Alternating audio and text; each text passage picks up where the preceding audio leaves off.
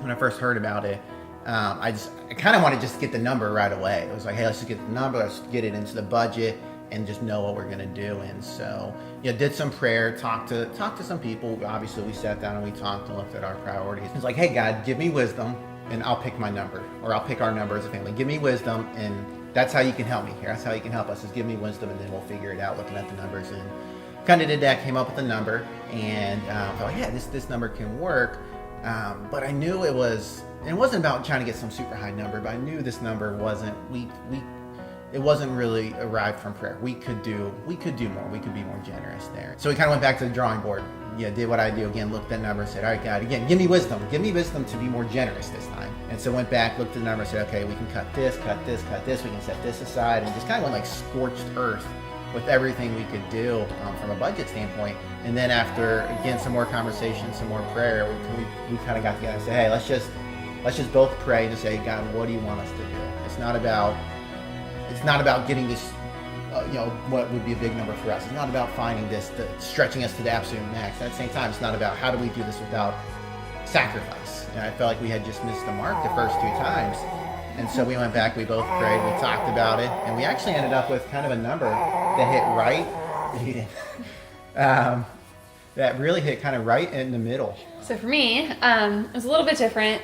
Trusting God with finances has always been a challenge for me. Tithing, to get to the point of our tithe, the process in and of itself. I mean, we've been married for almost 4 years, and that was a big thing for me, coming into our marriage. So when the Transform campaign came along, I'm like, we gotta do that.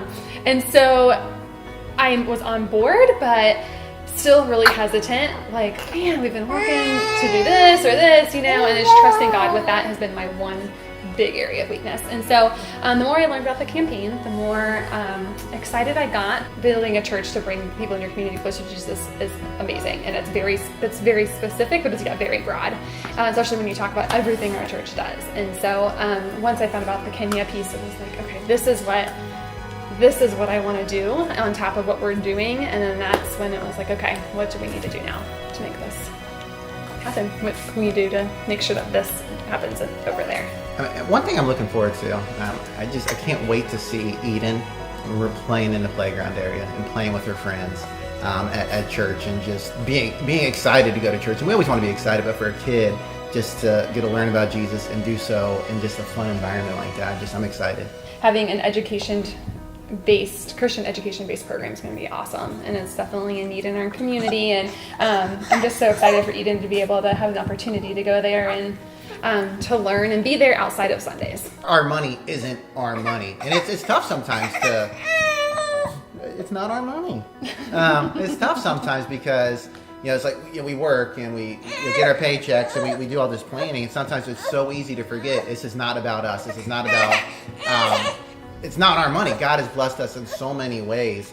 And so I don't want to do anything to kind of get in the way of that blessing by saying, well, God, no, this is ours. We'll wait till you give us more. God, not now. We'll give it back to you when we're ready.